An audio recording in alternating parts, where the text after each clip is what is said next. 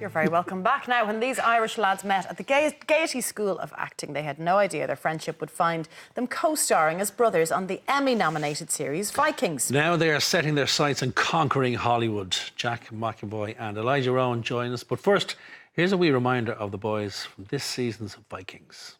I have destroyed my life, Father. Shut up, Helgi. We hear too much from you. And you're always weeping like a woman. I have reason to weep.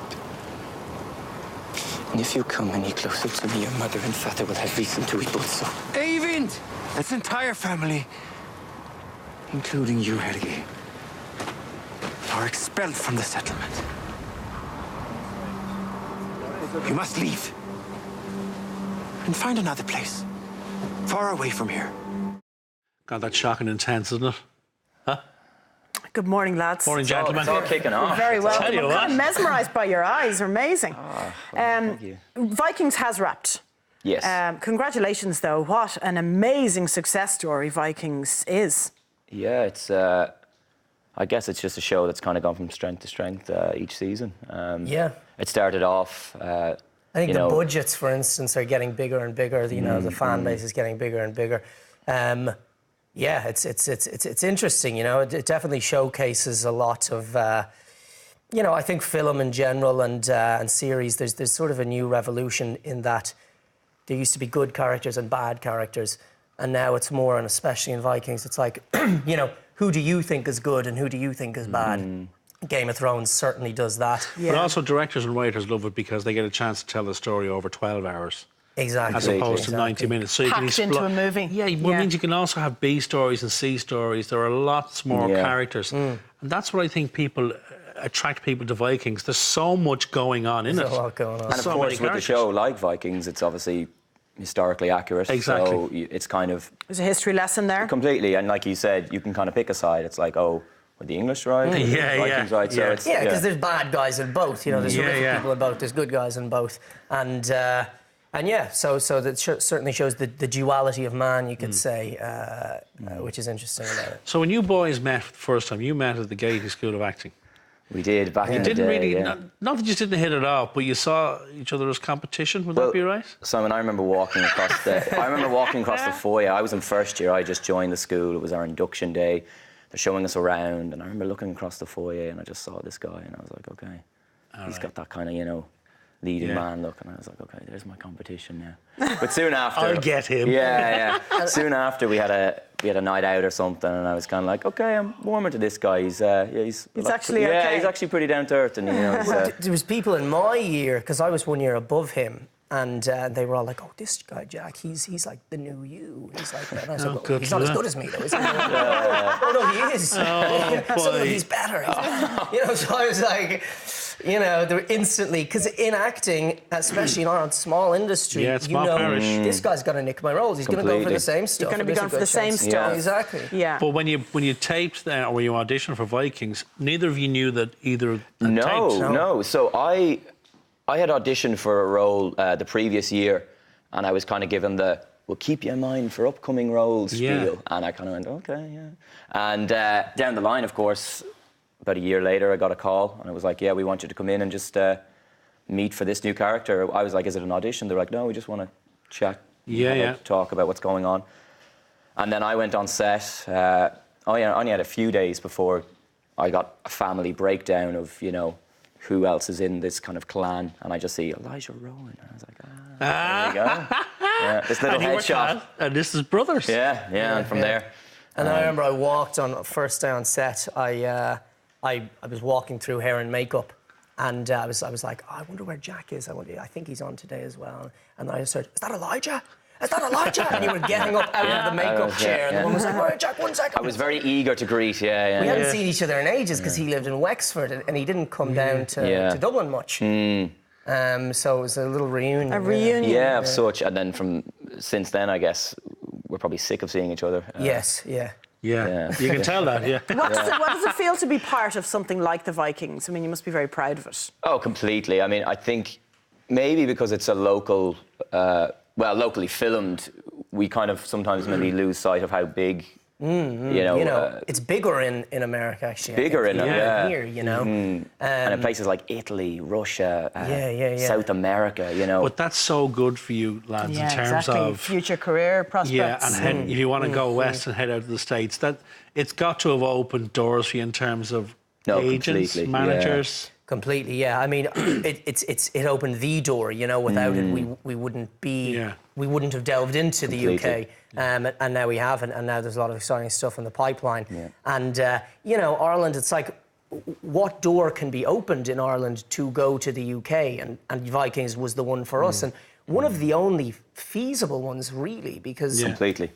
You've got to get a big gig for the London agents to be interested. So what's the process now? I know Simon's very familiar with all of this, so I'm going to ask all the silly questions. You're both living in London. Yes. And you go and tape. You do taping sessions. Well, self-tape. Yeah. Self-tape. The way so what are they? The times have changed. The old guard of going in for an audition in the room meeting and putting yourself on camera for the people in there is kind of gone. Yeah. It's all done with a friend or another actor, preferably, I guess. I've done self-tapes with my father, who's very good, by the way.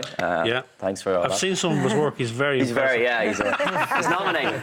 But, I mean, it's such a finicky thing because it's kind of become who has the best technology and setup and camera, microphone, lighting. But also, how far do you go? Yeah, well, that's the thing. If you're taping for a scene on a beach, do you go to a beach and shoot it? That's the question, and the thing is, the only thing that you can really showcase, I think, that's going to make you pop is you and showing you to the fullest. Yeah. But you can also grab attention with even little. You're a good man for props. I love a good prop. Yeah, I find now that if you want to stand out in a certain way, sometimes subtlety. Maybe just a little pen or a cigarette or something. Because I mean, they get 1,000 tapes of the guys that are phenomenal actors, I'm sure. But you just need something that when their attention's going to kind of. But you are the difference nowadays, as opposed to going into a room and meeting a director and talking about the character and talking about the scene. You are making the choice now about that character completely straight off the bat. Because if you go into a room with a director and you read a scene, the director will go, "That's great, but maybe try it this way." But when you're self-taping, you're making the choice that the character is this, and I find that. So it's a harder way. It's unnerving because you're rolling the dice. You could be completely right or completely wrong. Yeah. But you know what? But also, you're missing. Sorry to interrupt you, Elijah, but you're missing that rapport that you would be so good at. Walking into a room, making that connection, the eye contact, people actually liking you, which is so important. And you have to make that impression on a tape. More important. So how do you go about doing it? I mean, if you get a script in, will you talk to himself, read through it, and then talk about ideas about taping it, or what will you do? I mean, we've kind of only recently decided that we do a lot of taping together in terms of helping each other. Yeah, and even if we're not in the country together or whatever, we'll send it to each other first and kind of get like a feedback. I mean, I've sent you tapes that I thought were pretty solid. And I said rubbish. Yeah. And then when I kind of look, I'm like, okay, maybe he's right. I need to be doing it this way or that. But that's actually the job that your agent does anyway. Exactly. In the States, I've sent tape to the States and I'm going, this is great, I've nailed this. And my manager emailed me back going, are you not well? Yeah. Because that's awful. And that's their job. That's what I'm saying. It's tougher in terms of making the choice. But you would want that honest critique, wouldn't you? You do. 100%. And are they absolutely blunt? It depends what region you're in. Okay. I know in America it's all very superficial, and you could send them a tape of you just blabbing on. And they're like, that's awesome. It's amazing. They'll call you. Yeah. And then you find out that they weren't interested at all, even though if you could have done it again. Oh, it's a whole new, brave new world. What's in the pipeline, chaps, then, coming up for you guys? There are a lot of... we're coming into a good season, I guess. Yeah. Well, I got a show called Curfew, which will be airing, I think, in about a month. We're going to see posters. This is on Sky, is that right? On Sky, which will be cool. And then we're filming some stuff. Yeah. I'm going to China. Nice. In March. China, yeah. Nice.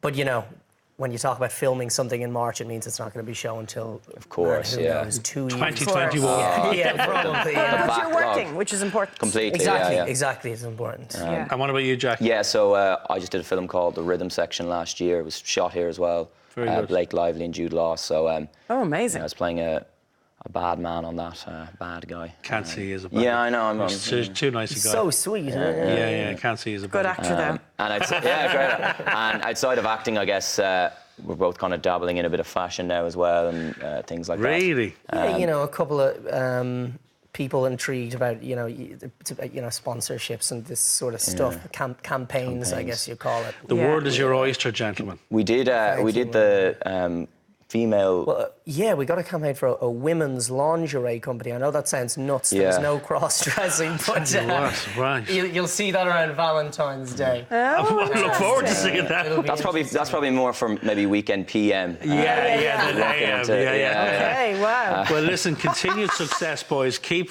fighting the fight. Keep sending those tapes, and absolutely, keep in touch with us. Absolutely. Well, thanks a million. Best of luck, guys. Appreciate it, guys. Cheers. Now, speaking of Irish talent, I'm catching up with Saoirse Ronan. Hear what she had to say at the Irish premiere of her new movie next.